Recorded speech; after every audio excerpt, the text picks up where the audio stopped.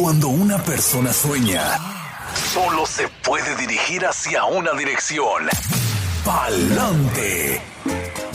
Hay miles de historias, algunas de sacrificio, otras de riesgo, pero también de superación, y una de ellas podría ser la tuya. Inmigración, sueños, retos y triunfos. Bienvenidos al programa Pa'lante, mi gente, de la firma de abogados Vázquez & Servi.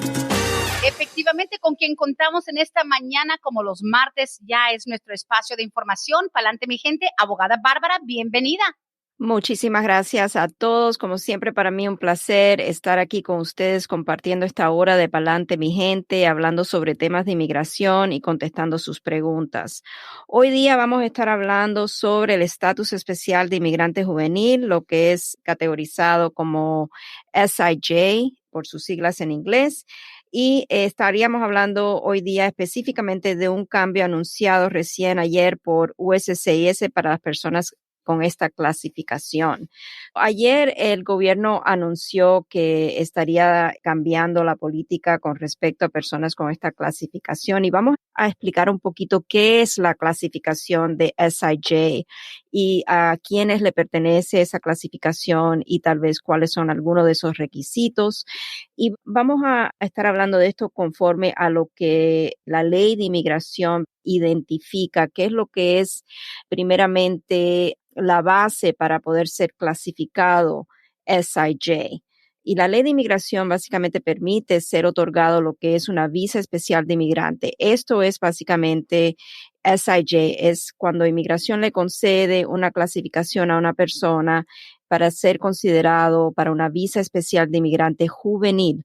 Y estas son personas quienes una corte juvenil en Estados Unidos ha declarado ser dependiente o quien ha sido puesto a lo mejor en custodia del Estado por orden de la corte en base a que la reunificación con uno o ambos padres no es posible porque el joven ha sido víctima de abuso, negligencia, abandono o alguna situación similar reconocida bajo la ley estatal. Para ser declarado dependiente del Estado y ser elegible para aplicar para una visa especial juvenil, también es necesario que la Corte determine que el ser regresado al país nativo o de donde último residió el joven no estaría en el mejor interés del joven que está pidiendo ser declarado de esta manera. Y una vez asegurada la orden de la Corte Juvenil, el joven entonces puede presentar una solicitud I-360 a USCIS y pedir ser considerado para una visa especial de inmigrante juvenil, SIJ. La solicitud debe ser presentada antes de cumplir los 21 años y el joven también debe estar soltero en el momento de presentar la solicitud.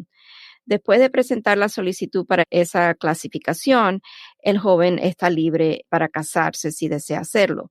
USCIS entonces podría otorgar su consentimiento para que el joven sea otorgado esa clasificación, pero esto sucede en casos donde la evidencia demuestra que la razón principal por la cual el joven solicitó la orden de la Corte Estatal es para protegerse del abuso, negligencia o abandono que sufrió y no para obtener un estatus migratorio. Eso es algo que siempre inmigración va a tomar en cuenta, ¿verdad? Va a estar mirando todos los factores del caso para cerciorarse que en realidad se presentó esa petición ante la Corte Estatal por las razones de abuso, negligencia o abandono.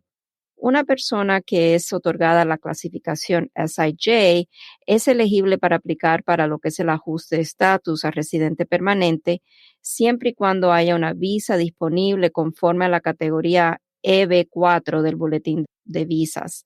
Siempre tenemos que consultar el boletín de visas en esa categoría para ver si hay una visa disponible, o sea, si la fecha de prioridad de la solicitud está vigente. Dado a las largas esperas para la disponibilidad de visas de inmigrantes para inmigrantes de ciertos países, quienes han sido concedidos la clasificación de SIJ, USCIS recién anunció ayer, el 7 de marzo, que de acuerdo con la intención del Congreso de proveer protección humanitaria a personas clasificados SIJ, USCIS considerará otorgar acción deferida en caso por caso a los jóvenes con esta clasificación, quienes tal vez no son elegibles para aplicar al ajuste de estatus únicamente debido a que no hay disponibilidad de visas en la categoría correspondiente. Para ser considerado para la acción deferida, la persona con esta clasificación no necesita presentar una solicitud a USCIS. Esto será lo que es un proceso llevado a cabo por USCIS y ellos mismos van a enviar lo que es una notificación a personas concedida la acción deferida. So, casi similar a lo que está pasando con las personas que están con casos de estatus suspendiente, que USCIS recién anunció que iba a estar revisando sus casos, iba a ser entonces notificado personas quienes le han concedido lo que es una determinación de buena fe. Bueno, similarmente va a ser el proceso aquí para la acción deferida para las personas que son clasificadas SIJ. Estas personas otorgados la acción deferida, una vez que reciban esa notificación, la van a recibir el beneficio por 4 años y entonces serían elegibles para aplicar a un permiso de trabajo. Primero tienen que recibir la notificación de acción deferida, que han sido concedidas acción deferida, y entonces al recibir eso van a poder aplicar para lo del permiso de trabajo. Y es importante notar que la ley de inmigración prohíbe que los padres biológicos o adoptivos reciban beneficios migratorios por medio del joven quien ha sido concedido el estatus especial de inmigrante juvenil, y también prohíbe derivativos. O sea, vamos a decir, dado a que esta persona está pidiendo a una corte estatal, usualmente la corte juvenil, que le concedan una declaración de dependencia porque ha sufrido abuso, negligencia o abandono, el gobierno, bajo la ley estatutaria migratoria, prohíbe que el padre o la madre biológica o adoptiva, aunque no haya sido culpa de ese padre, el abuso, negligencia o abandono, de todas maneras prohíbe que ese padre adoptivo o biológico consiga o pueda beneficiarse a través de una solicitud por el joven quien recibió esta clasificación. Eso es una de las cosas muy importantes de esta provisión de la ley. Claro. También el ser otorgado esta clasificación de SIJ significa que cuando la persona solicite el ajuste de estatus, el joven, ¿verdad?, va a ser exento de varias bases de inadmisibilidad, como por ejemplo carga pública, entrada indocumentada, representación falsa y presencia indocumentada. Y obviamente esta lista no es exhaustiva. También el joven podría calificar a ciertos perdones si es que aplica alguna base de inadmisibilidad que permite un perdón. Entonces, junto con la solicitud de ajuste de estatus, podría presentar un perdón. Básicamente es una información muy básica, pero quería traer yo a la luz hoy día que desde ayer hubo un cambio en la política migratoria muy importante porque hay jóvenes que han estado esperando años para una visa, para que se abra la posibilidad de aplicar al ajuste de estatus, pero no han podido hacerlo porque no existe todavía la fecha de prioridad corriente, o sea, están las visas agotadas. Para poder remediar el problema que están sufriendo muchas de estas personas que no pueden trabajar legalmente, y la razón principal de esta ley estatutaria es en base humanitaria. El gobierno ha decidido que, bueno, para cumplir con la base humanitaria necesitamos poder proveerle a estos jóvenes o estas personas con esta clasificación lo que es la posibilidad de poder vivir, trabajar en este país. A raíz de eso viene lo que es este nuevo paso de inmigración de conceder acción deferida. Claro, porque imagínense que están entrando sin protección alguna, estarían pues como una hoja en el viento, flotando por ahí sin la protección necesaria de primero andar libremente sin el temor de la deportación y encima de eso cómo van a trabajar. O sea, obviamente hay miles de formas de ganarse un dinero aunque no tenga estatus, pero pues ya los encamina, ¿no?, a una condición un poco más confiable. Exacto, que no tengan que vivir, aunque sean, ¿verdad?, ya considerados SIJS y no sean una prioridad para deportación. Bueno, ok, eso resuelve que no lo van a deportar, pero no resuelve el hecho de que si van a buscar un trabajo no pueden a lo mejor ser contratados para el empleo porque no tienen un permiso de trabajo, no tienen un social. Claro, y aparte de eso los ayuda a no vivir en las sombras, obviamente. Exacto. El mismo nivel de temor y de miedo.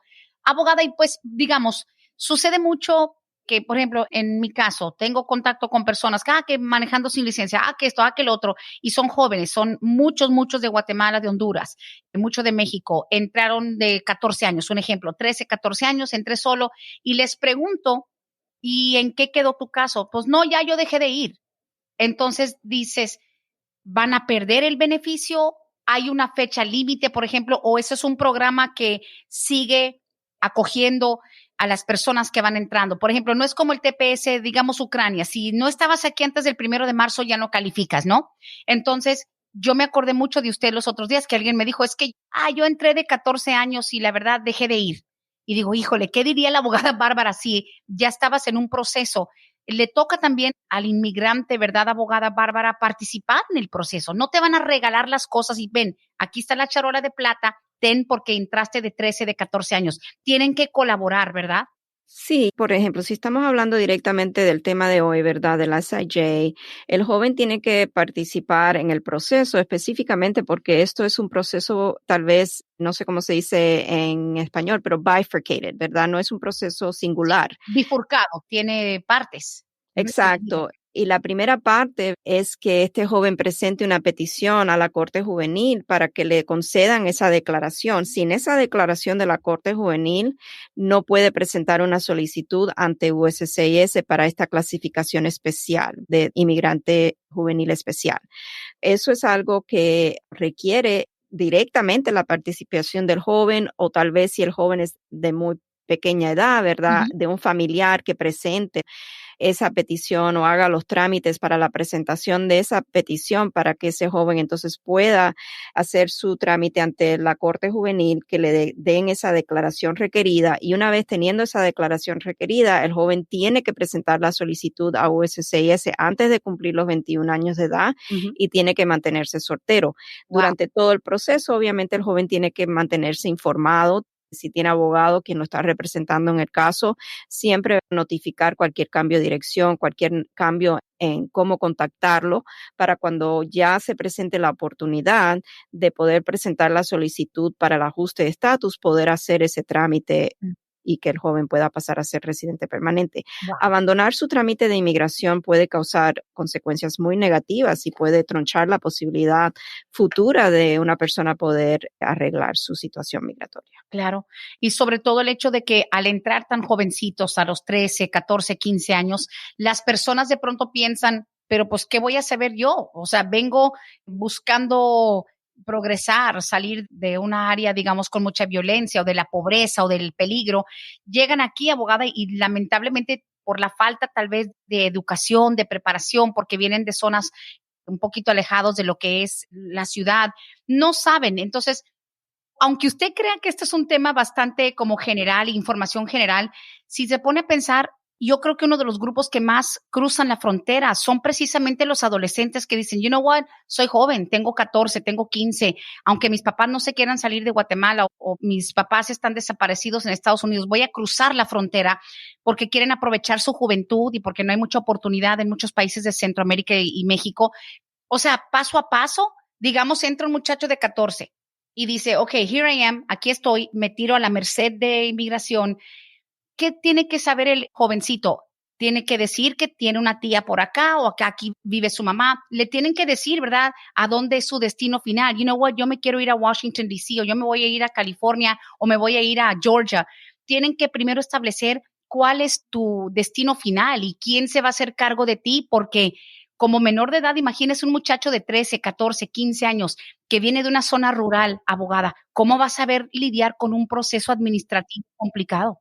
Sí, claro. Y por eso usualmente a los jóvenes, o sea, a los menores de edad lo pasan a una casa de refugio, casa hogar, donde ahí le van a hacer un screening, ¿verdad? Lo van a evaluar y van a ver cuál es la situación del joven y ahí lo van a poder guiar y hasta pueden a lo mejor ofrecer algún servicio o recomendación de agencias voluntarias sin fines de lucro que pueden orientar al joven de cuáles serían los pasos a seguir. A veces sí, el primer paso es tratar de conseguir a un familiar que pueda responder por el joven para que el joven pueda salir de esa detención y entonces pueda llevar su proceso con la ayuda de ese familiar quien se ha hecho cargo del joven. No es que inmigración lo va a soltar desamparado tampoco a Estados Unidos. Tiene que haber alguien que responda o algún proceso legal que pueda presentar el joven a lo mejor para poder tener esa protección del Estado, vamos a decir. Pues más que nada para que sepan que sí, puede ser muy intimidante, pero hay cierto programa establecido para que no se sientan abrumados, porque no me imagino uno que a veces está haciendo un trámite sencillo de renovar una placa de un carro y dices, oh my gosh, y se me olvidó este papel y me mudé de casa y cómo le hago. Imagínate a alguien que no hable el idioma, pero qué bueno que hay un protocolo que se sigue. Lo único que pues sí da tristeza a veces que se cansan después de 2, 3 años en el camino y dicen, you know what, ya no voy a ir. Y para finalizar, abogada, digamos un adolescente entra por el proceso del protocolo de estar llevando su caso.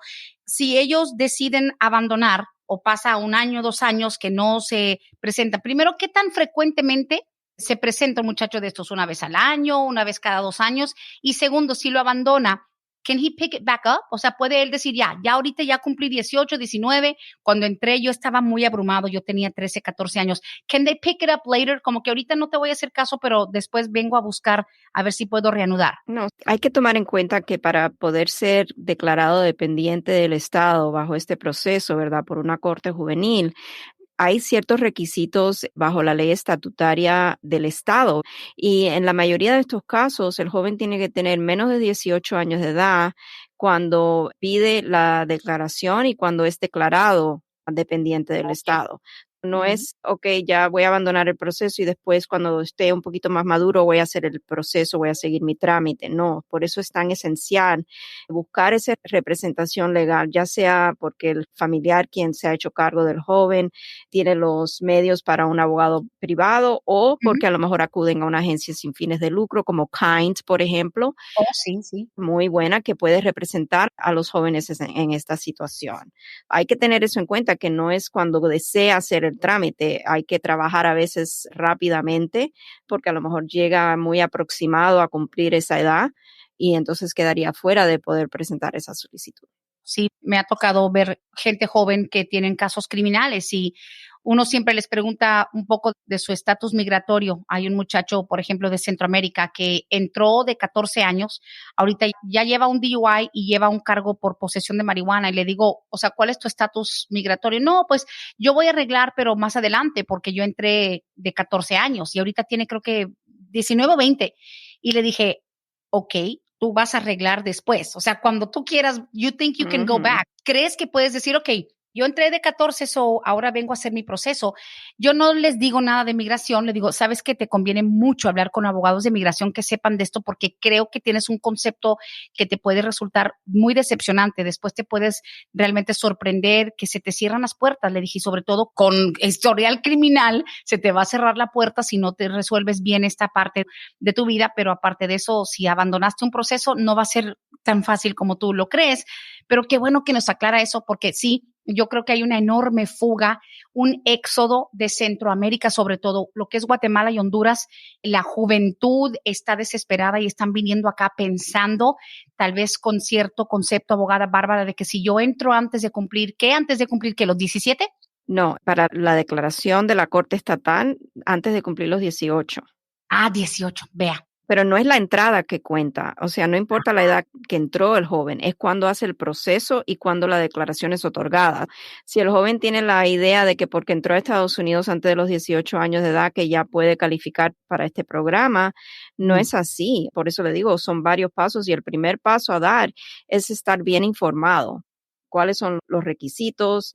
¿Cuáles son las evidencias que voy a necesitar? ¿Cuál es el proceso que tengo que llevar a cabo? ¿Y qué tan rápido tengo que hacer este trámite antes de cumplir qué cierta edad? Porque esto no es una puerta abierta, porque si no, imagínese. Eso sí es Todos verdad. los que entraron antes de los 18 años de edad, si No. fuera así, o sea, no daría abasto el gobierno No. con las solicitudes. Definitivamente. Qué bueno que lo explica, porque como bien sabemos, muchas veces nos llega a nuestros oídos, abogada, solamente lo que nos cuenta la prima, el hermano del vecino, que porque no, es que fulano entró y le dieron papeles y todo. O sea, sí hay un proceso a seguir y hay una ventana de tiempo que se le puede cerrar fácilmente en un abrir y cerrar de ojos. Con la abogada Bárbara Vázquez, pa'lante mi gente, la línea telefónica 770-686-3424. Sí, lo que tengo son bastantes inbox, bastantes textos, preguntas, abogada. Lanzamos la primera que viene del público. Ok, adelante, lista. ¿Qué tan difícil es que un dreamer regrese a Estados Unidos después de haber salido con advance parole y se quedó más tiempo de lo permitido en su país?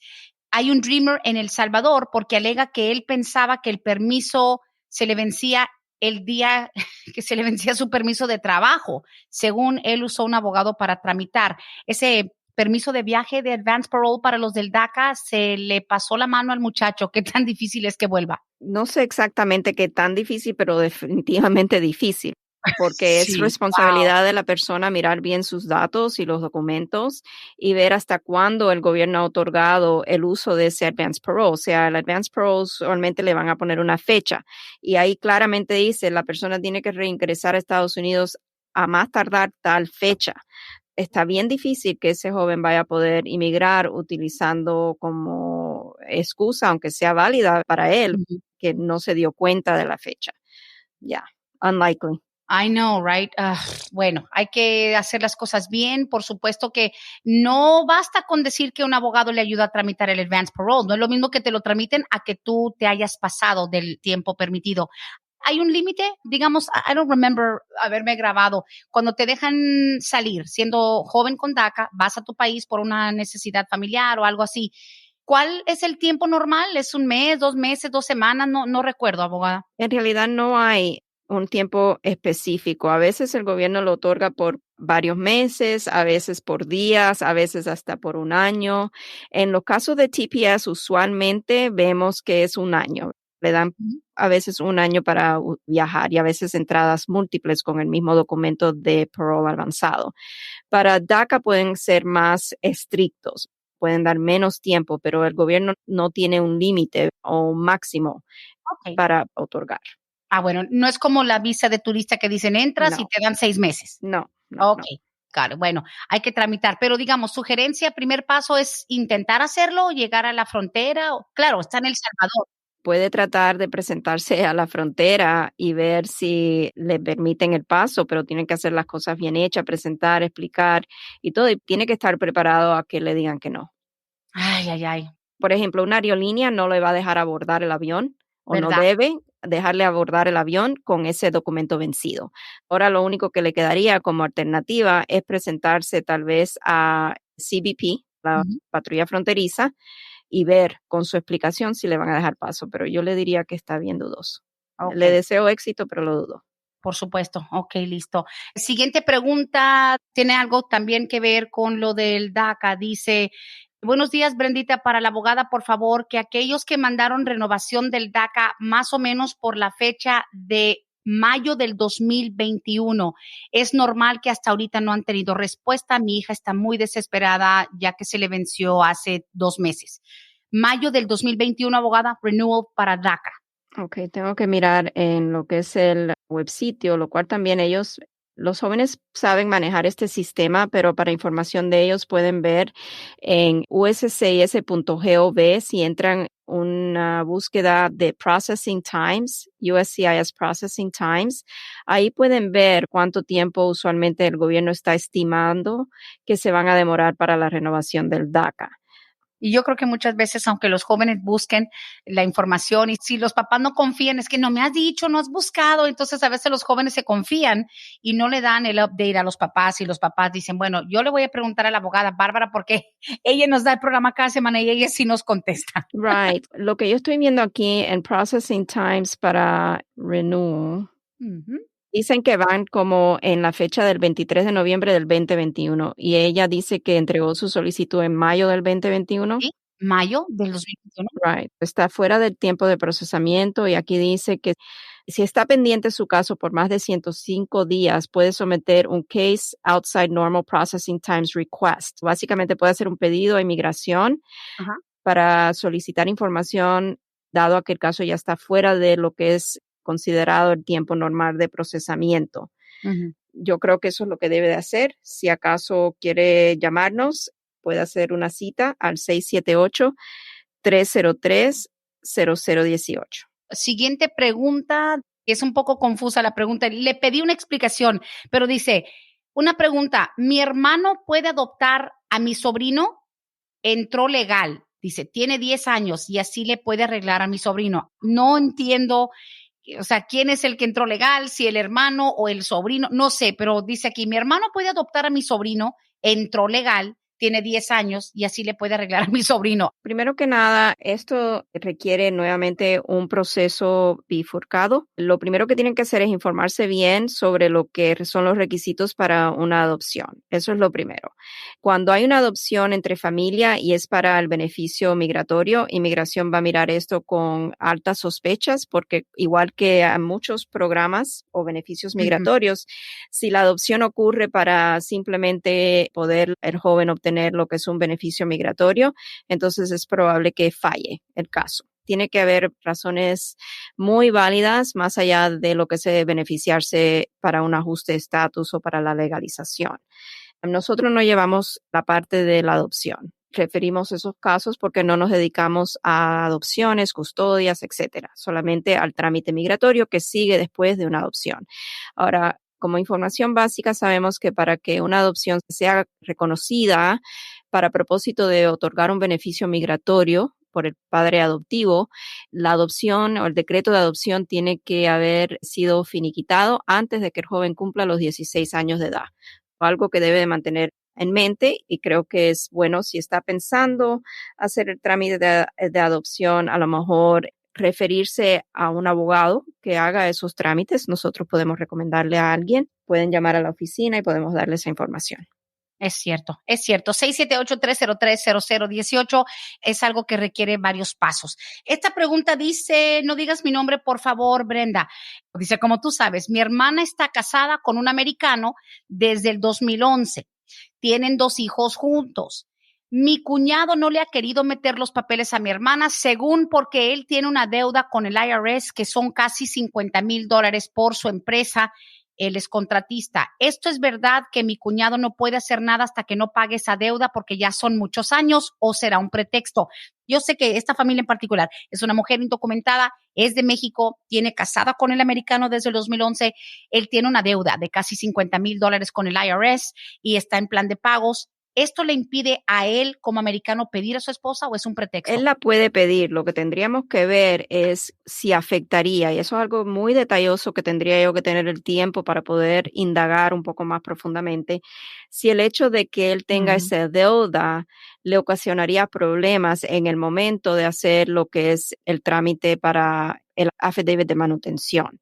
Esa es la parte crítica aquí. También lo que me llama la atención es que están casados desde el 2011 y es muy probable, ya llevan más de 10 años de matrimonio.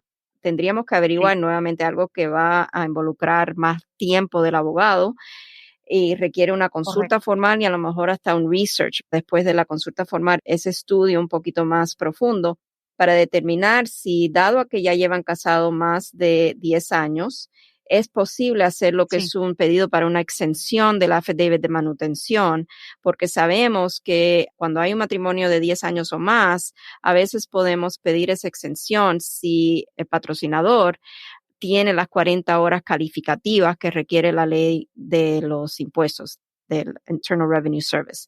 Es complejo, ¿verdad? El análisis que hay que llevar a cabo, pero no le diría que sería tal vez imposible. Yo diría vale la pena explorar las opciones que existen para que a lo mejor puedan proceder. Correcto, listo. Siguiente pregunta, yo creo que sé por dónde va esto. Dice, ¿le puedes preguntar a la abogada que si es verdad entonces que ya van a poner otra vez la ley de la multa para los indocumentados no tener que salir, que ahora va a ser una multa de $10,000? Algo así estuve leyendo. $10,000 la multa. Yo creo que es una propuesta de ley. Creo que sí lo leí hace, creo que un mes más o menos que ha sido introducida, pero no es nada concreto. Si es verdad o no es verdad, eso depende del Congreso, de los votos y si llega entonces a ser implementada. Sí, correcto. No, esa es una propuesta nada más. Son rumores, Ujú. como dice la canción. Abogada, aquí nos pregunta Mercedes. Entonces, Brendita, ¿ya abrieron el DACA otra vez? Es que no escuché bien lo del DACA. Dice, porque mi hija solo alcanzó a poner las huellas y de ahí pararon. No han abierto el DACA otra vez a nuevas solicitudes, ¿verdad? No, no han abierto el DACA a nuevas solicitudes que fueron entregadas y después cayó lo que es este paro, que es donde estamos en el momento. Simplemente han quedado apartadas sin que inmigración pueda tomar alguna acción hasta que no se libere el paro. Ok, listo. Dice por acá, es que también son cosas que están un poquito fuera. Yo lo sé porque tantos años Sí, entrevistándola.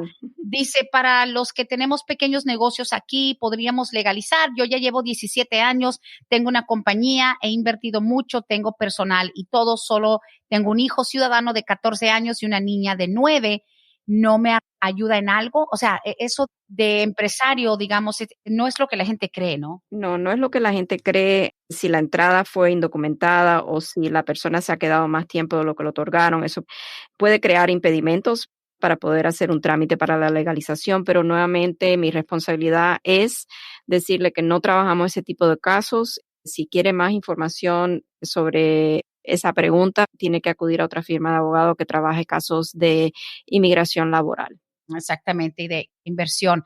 Dándole un poco de seguimiento a la pregunta un poquito confusa de la adopción del sobrino, dice, sí, perdón, sí me di cuenta que estaba confusa. Dice la persona que me escribe, es que mi hermano es un ciudadano y mi sobrino entró con visa. O sea que el sobrino de 10 años entró con visa, me imagino que de turista, que sí él puede ser adoptado por su tío. Ya, aparte de que sabemos que las adopciones no las manejan, por ahí va el asunto, ¿no? De que si un tío lo adopta siendo ciudadano. Si el tío cumple con los requisitos para poder adoptar al sobrino y los padres tendrían que estar de acuerdo de renunciar sus derechos de padre sobre ese niño. Ya, Entonces, ¿me entiendes? Son cosas que a lo mejor las personas no piensan cuando piensan en la adopción, cierto. pero eso es algo que va a ser un punto esencial. Si ese niño tiene padres y los padres se ponen renuentes a una adopción, la adopción no va a proceder porque el derecho le pertenece al padre.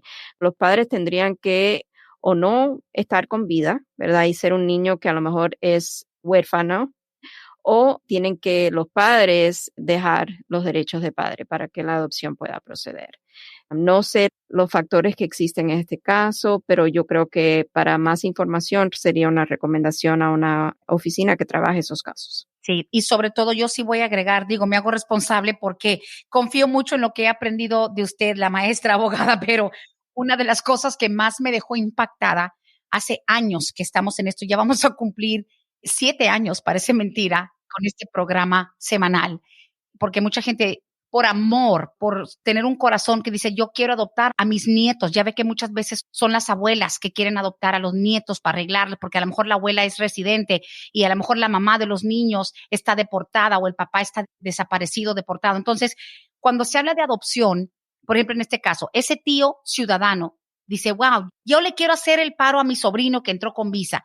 Pero lo que me dejó a mí marcado una vez que usted dijo, la gente tiene que entender, suponiendo que en este caso, ese niño de 10 años es adoptado por su tío ciudadano, todo bien, lo adopta, le hace sus papeles a su sobrino ya adoptivo, como un hijo adoptivo, pero ese niño de 10 años, cuando crezca abogada y tenga sus papeles, sus padres biológicos, jamás él les va a poder arreglar papeles a las personas que lo trajeron al mundo. O sea, si no me equivoco, usted nos hizo hincapié en ese detalle, ¿verdad? O sea, él no puede Ujú. pedir a sus padres biológicos cuando es adoptado. Correcto. Wow. Yeah. Just thinking about, like, okay, yo como tío le arreglo a mi sobrino, luego mi sobrino va y pide a sus papás. Eso se corta la relación de padre, digamos, administrativamente o digamos a nivel legal, se corta la conexión. Ese niño de 10 años cuando cumpla 21 y diga, ok, mi tío me arregló papeles, ya soy ciudadano, déjame pedir a mis padres, ya no existe la conexión legal.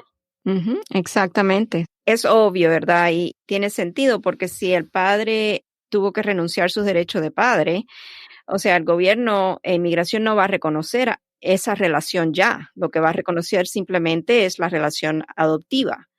Por esa razón no puede el hijo en un futuro pedir a sus padres biológicos. Oh my. Bueno, por si acaso los padres están todavía fuera de algún estatus y tienen la esperanza de que puede un día el hijo pedirlos. Dice, buenos días, ¿cuánto tiempo tarda el proceso de ciudadanía para un residente permanente que lleva 4 años así? O sea, una persona que ya lleva 4 años con la residencia, ¿cuánto se tarda ese proceso de ciudadanía? Ok. No sé si está preguntando cuánto tiempo debe estar con la residencia permanente antes de poder hacer su trámite, pero voy a contestar ambas preguntas. Ok. Depende de cómo adquirió la residencia permanente la persona. Es como se determina si la persona tiene que esperar los 4 años, 9 meses o 2 años, 9 meses para poder presentar la solicitud. Es una persona que a lo mejor está casado con una persona ciudadana estadounidense, va a poder presentar la solicitud en 2 años, 9 meses. O sea, al cumplir 2 años, 9 meses con la residencia, podría presentar la solicitud para la naturalización. Si la persona está casada con una persona residente permanente, entonces tiene que esperar 4 años, 9 meses con la residencia para poder presentar la solicitud. Al presentar la solicitud, en estos momentos, si es aquí en Atlanta, vamos a decir que la persona reside, el gobierno está indicando un promedio de espera de 12 meses y medio a 17 meses y medio para que sea adjudicada la solicitud. Ok, digamos, es parte de la espera normal, haciendo ahorita el trámite de la ciudadanía. I guess se fue por ese rumbo del tiempo general de procesamiento, pero como dice usted, depende cómo adquiriste la residencia, ¿no? Porque no está claro si la persona está preguntando cuándo puedo entregar mi solicitud, porque ya llevo 4 años con la residencia, o si quiere saber es si después de que entrega la solicitud, cuánto tiempo de procesamiento, o sea, cuánto tiempo voy a tener que esperar a que inmigración me llame para mi entrevista, para mi examen de naturalización. Si es la segunda pregunta, entonces el gobierno está estimando que más o menos de 12 meses y medio a 17 meses y medio es lo que va a estar en espera la persona para que inmigración le mande esa notificación de entrevista. Listo, muy bien. Siguiente pregunta dice, pregúntale por favor a la abogada, yo estuve casada 4 años con un ciudadano americano, vivíamos en California. Yo me mudé a Georgia en el 2015 y nunca supe del programa de VAWA hasta que llegué aquí. Es demasiado tarde para poder iniciar un proceso, llevamos ya mucho tiempo divorciados. I guess after the fact, el VAWA es algo que se habla mucho aquí en Atlanta, no sé si es muy común en otros lados, pero esta mujer que estuvo casada con ciudadanos, se divorciaron, aparentemente hubo abuso y demás. ¿Es demasiado tarde? ¿Dice que lleva cuánto tiempo divorciada o no dice? No dice, dice que se divorciaron hace mucho tiempo, pero estuvo 4 años casada y ella se mudó a Georgia en el 2015, después de estar en California. Solo me puedo imaginar que tal vez el divorcio se realizó por ahí en el 14 o en el 15 y ella salió de California para acá. No dice que está divorciada tampoco, ¿verdad? No, sí dice, nos divorciamos hace ya mucho tiempo. Ok, sí. Ya. Ahí es Ujú. donde está el punto clave, Ya. porque para propósito del VAWA, la persona, creo que son 2 años, es el tiempo, lo que es la ventanilla, ¿verdad? 2 años después del divorcio, dentro de esos 2 años que tiene la persona que aplicar para su solicitud de VAWA. Si ya han pasado más de ese tiempo, va a ser casi imposible que inmigración acepte la solicitud. Me parece que por ahí va la situación en Sí. este caso. De pronto se le venció esa ventana, digamos, porque sabemos que también es muy común que las personas quieren saber cuando hay un acto de abuso o abuso físico, violencia, también en cuanto a daño psicológico, pero tampoco es algo de que puedes tratar de hacer después de mucho tiempo de estar divorciada, digamos, porque ella no supo de eso hasta que llegó aquí. Right. O la persona tiene que o estar todavía casada, no necesariamente, obviamente, viviendo junto con su agresor, o si se ha divorciado, tiene 2 años. Esa es la ventanilla. Después del divorcio, tiene 2 años para hacer su solicitud de VAWA. Si ya estamos fuera de esos 2 años, entonces tal vez lo que Ujú. estaríamos viendo es la posibilidad de hacer lo que es un estatus U, tal vez, dependiendo de los factores que existan en el caso. También, sí es cierto. Y ojalá que puedan contar por lo menos con los comprobantes, abogada, porque es que muchas veces uno a veces piensa nada más, digamos, en lo complicado que es llamar a la policía, hacer el reporte, que tus hijos vean todo el despapalle y mejor aguantan las personas a veces calladas. También hay muchos hombres que sufren violencia a mano de las mujeres, a pesar de que es el Día Internacional de la Mujer, sabemos que hay casos donde la violencia es de parte de la mujer hacia el hombre y se aguantan por la vergüenza y demás, pero honestamente una de las cosas que más le da credibilidad a sus casos, sobre todo VAWA y Visa U, es cuando hay reportes de la policía, ¿verdad? Sí, exactamente. Eso es lo que hace que el caso sea más fuerte, porque hay una documentación o evidencia directa del abuso que la persona ha sufrido. No son affidavits, no son cartas notariadas de personas que conocen del abuso, aunque eso sí lo hemos usado en casos, ¿verdad? Donde a lo mejor no necesariamente exista alguna evidencia directa como lo es un reporte de policía o una orden de protección de una corte estatal, una orden de alejamiento. Si no existen esas evidencias directas, entonces tenemos que a veces ser creativos y ver qué podemos utilizar para tratar de convencer al gobierno de que efectivamente esta persona fue víctima de ese abuso que está alegando. Y a veces hemos tenido casos, por ejemplo, donde la persona, si no acudió a la policía, a lo mejor se presentó a una casa de albergue porque tuvo un problema con el agresor, se tuvo que ir huyendo de la casa y ahí quedó a lo mejor alguna evidencia, alguna carta de esa casa hogar que puedan enviar, que pueda conseguir la persona indicando que estuvo ahí tantos días, a lo mejor estuvo hasta con sus hijos, que durante el tiempo que estuvo ahí recibió algún tratamiento de terapia, consejería, etcétera. Pues hay que ver qué tanto se puede reunir, pero bueno, hasta lo del VAWA tiene sus límites y su ventanilla de tiempo. Vamos a continuar con las preguntas por lo mismo de las ansias de haberla podido escuchar toda una hora entera. Dice, yo estuve 8 años esperando y peleando un caso de asilo político. Finalmente me rendí en el 2017 cuando vi que no había ningún camino para mí. Los abogados que yo tenía me dijeron que seguramente por abandonar el caso tengo orden de deportación. Pero ahora mi hijo va a irse al Air Force en el verano cuando termine la high school. ¿Tengo alguna posibilidad de arreglar, aunque tengo orden de deportación, si mi hijo cuando cumpla 21 sigue en las Fuerzas Armadas? Okay. Lo primero es averiguar y estar seguro de que existe una orden de deportación, porque como la persona pone la pregunta o hace la pregunta, no da indicación de que es seguro que tiene ya esa orden de deportación. Ahora, si la persona tiene la orden de deportación, es muy difícil, casi imposible conseguir lo que es un parole in place, okay, Oh, lo que wow. es un PIP, porque la jurisdicción para hacer ese pedido es con ICE, no con USCIS. Y ICE no tiene ningún protocolo hasta la fecha para poder considerar los pedidos de parole in place. Y cuando lo hemos pedido, en las ocasiones que lo hemos pedido a ICE, que son, a lo mejor las puedo contar en dos dedos, ICE lo ha denegado. Oh, wow. Yeah. ¿Sabe qué? Yo recuerdo, ahora que menciona esto, un programa de tantos que son fenomenales, donde usted nos explicó con peras y manzanas la diferencia entre CBP, ICE, USCIS, Centro Nacional de Visas, o sea, es toda una cadena de instituciones y de secciones diferentes que a cada quien le corresponde cierta potestad, cierta autoridad, ¿verdad? Entonces, yo no sé si la gente piensa que el tener un hijo en las Fuerzas Armadas es similar a lo que es la visa U, que te perdona incluso muchas cosas. La visa U es muy generosa, ¿verdad? Digamos, Right. es la palabra. Pero no es igual con el parole in place. No, no, no, para nada. Y hay personas, por ejemplo, que a lo mejor son sujetas a un castigo permanente. Eso es algo que es muy común y tienen un hijo en el ejército, pero tienen este castigo permanente porque ya en el historial migratorio la persona estuvo aquí más de un año, salió y volvió a entrar desatando lo que es ese castigo permanente porque entró la segunda vez de manera indocumentada. Entonces, en esa situación, vamos a decir, se pide el parole in place, el gobierno lo concede, pero de ahí en fuera no va a llegar muy lejos, ¿verdad? De tener el PIP, a lo mejor conseguir un permiso de trabajo. Cuando la persona vuelva a renovar o tratar de renovar el parole in place, con esos factores, el gobierno va a estar mirando por qué esta persona no ha aplicado al ajuste de estatus, si el hijo a lo mejor ya tiene 21 años de edad y la persona supuestamente debe ser elegible para pedir el ajuste de estatus. Y la razón por la cual no puede pedir el ajuste de estatus es porque tiene un castigo permanente, lo cual no lo haría elegible para pedir ese ajuste de estatus. Y ahí el gobierno puede negar la renovación del parole in place en base a que la persona no tiene una base justificada para poder renovar su parole in place. Ah, ya está. Es bien complejo.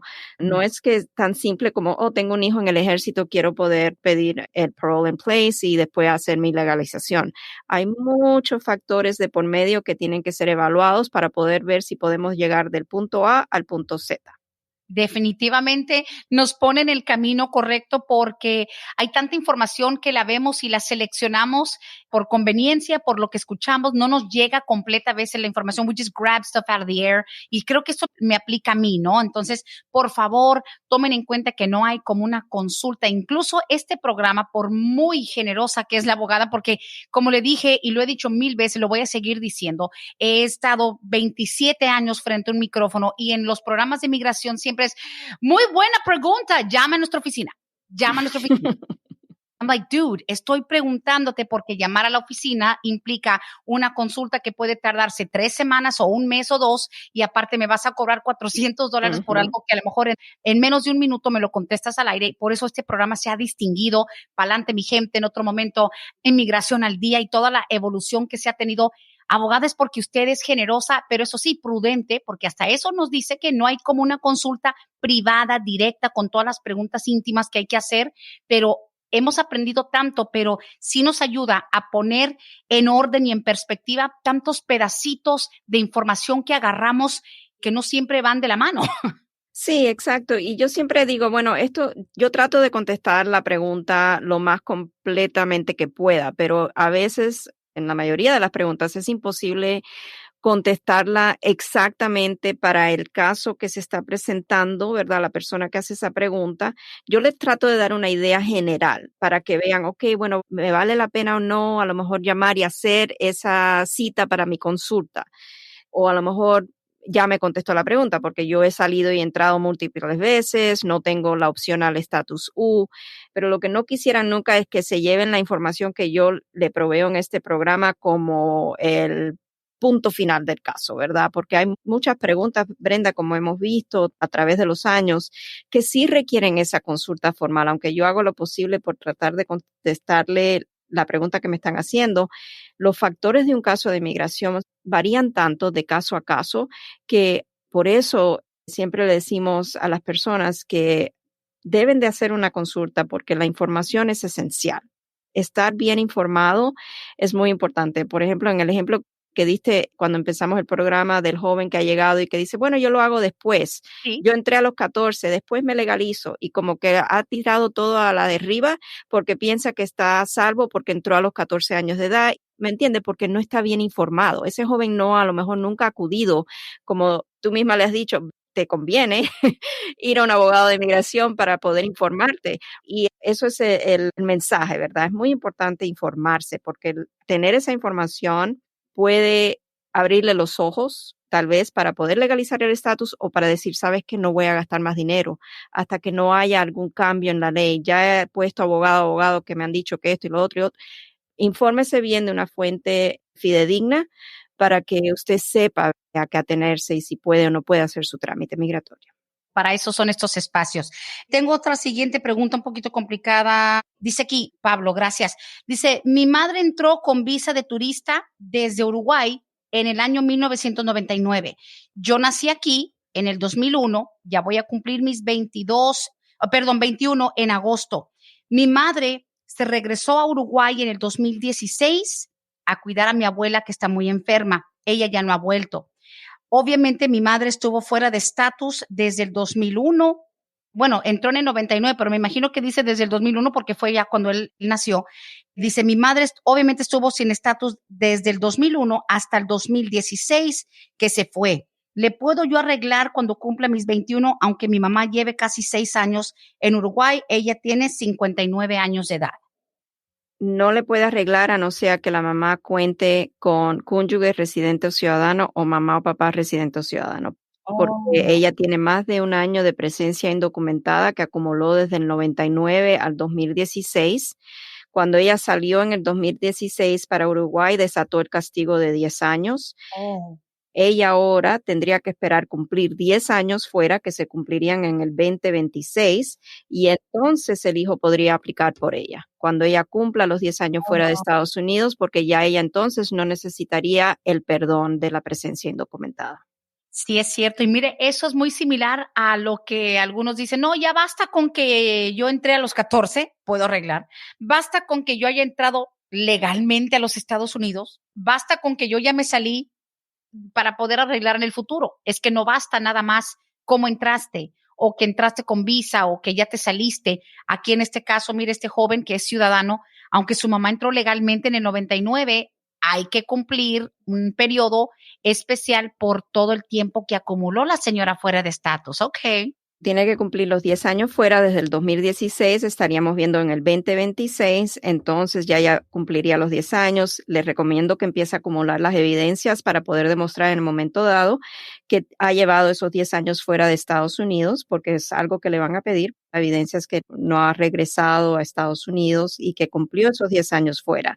Ahora, si la situación fuera diferente, vamos a decir que la señora nunca hubiese salido de Estados Unidos y todavía se encuentra aquí, ahora cuando el hijo en agosto cumpla los 21 años de edad, entonces sí podría ella hacer un trámite para el ajuste de estatus porque no tendría el inconveniente de la presencia indocumentada, porque ese castigo de 10 años solamente se desata cuando la persona sale de Estados Unidos. ¡Qué locura!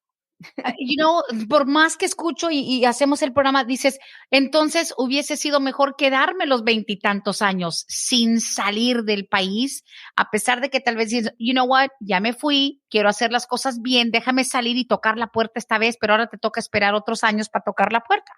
Porque hay una excepción bajo la ley y el hijo siendo ciudadano, cuando cumple 21 años de edad, si la madre, quien entró legalmente con su visa, simplemente entró esa vez y se quedó indefinidamente, entonces al cumplir los 21 años de edad, la excepción aplica y le permitiría a la señora hacer su ajuste de estatus aquí para la residencia permanente. Pero ya al salir ya cambia el panorama, cambia cómo podemos hacer el caso y tendría la señora que esperar a cumplir los 10 años fuera para entonces ser elegible. Sí, listo. Y obviamente no hay nada que pueda cambiar eso porque son parte de los procesos a la hora de salida. Eso es también incluso por eso que cientos de miles de personas indocumentadas, al tener el hijo que cumple 21, no pueden simplemente irse del otro lado de la frontera a entrar legal. Es la salida la que desata ese castigo. Muchos dicen que sí, el perdón y todo eso, pero es un proceso y se tarda. Correcto. Ay, abogada, cerramos con esta pregunta. Dice, por favor, que alcance mi pregunta. Yo en el año 97 usé papeles de un americano hispano nacido aquí para trabajar en la agricultura en Seattle, Washington. Hace mucho de eso. ¿Será que yo nunca voy a tener un perdón? Solamente usé eso para sacar una credencial por como 6 años. Después me mudé para Texas y después ahora vivo aquí en Georgia. O sea, en el 97, durante unos años usó, yo no sé cómo sacó una credencial, pero anyway, de eso fue en Seattle, Washington. Me imagino que está hablando de un ID, a lo mejor estatal, que sacó tal vez con la identidad del ciudadano, pero no es necesario ni haber hecho eso. El simple hecho de haber presentado o haberse declarado ser ciudadano estadounidense para propósito de empleo es algo que la ley castiga porque es un reclamo de ciudadanía falso que se hizo después del 30 de septiembre del 96. Él dice que la hizo en el 97. Oh, sí. Ya después de septiembre 30 del 96, cuando hay un reclamo falso de ciudadanía, es un castigo perpetuo por el cual la ley no permite un perdón, tendría que haber un cambio en ley. Lo único que podría tal vez salvar una situación así sería, por ejemplo, si la persona podría calificar para un estatus U, algo que tendríamos que explorar. Cuando siempre tenemos consultas y a veces sale a la luz que la persona hizo una declaración de ciudadanía falsa, entonces vamos a explorar, ok, ¿qué opción queda? A lo mejor hay una opción al estatus U, alguna vez ha sido usted víctima de un crimen de violencia y vemos si por esa parte a lo mejor podemos hacer algo. Ok, pues listo. Por favor, no asumir que si las cosas pasaron hace más de 15, 20, 25 años no van a aparecer. Please, hay que siempre ser transparentes porque mentir eventualmente sale a flote y puede hacerte perder esperanza, tiempo y sobre todo mucho dinero. Abogada Bárbara, qué delicia tenerla de nuevo. Un programa entero de Palante, mi gente. Como siempre, la invitación a que la gente siga haciendo sus consultas. Siguen siendo virtuales por el momento, 678-303-0018. Abogada, también me emociona mucho verla por ahí en el evento, la expo, a no ser que mande a alguien en su representación, pero estaremos listos para que la gente por fin conozca al personal de Vázquez y Servi. Muchas gracias, Brenda, por la invitación. Yo pienso estar ahí, a no ser que suceda algo que tenga que viajar nuevamente por los asuntos de mi mamá, pero espero que no sea así, que pueda participar en el evento. Ahí estaremos yo y el abogado Tad. Wow. Siempre el dúo, ¿verdad? Representando a Vázquez y Servi. Señores, es más, vayan usted y el abogado Tari, que no vaya nadie más. Que se queden los demás en la oficina. No, qué emoción, de verdad. Gracias por el apoyo, sobre todo por lo que significa nuestra campaña para llevar esta ayuda a México, pero sobre todo poderla saludar, que la gente conozca un poco más de ustedes y los servicios que ofrecen. Le agradezco. Muchísimas gracias, no, el placer es nuestro poder ayudar y colaborarle. Listo. Vázquez y Servi 678-303-0018. Abogada, hasta la próxima edición. Hasta la próxima. Muchas gracias. Feliz día. Hasta aquí hemos llegado hoy, pero siempre vamos pa'lante, mi gente, con Vázquez en Servi. Hasta la próxima.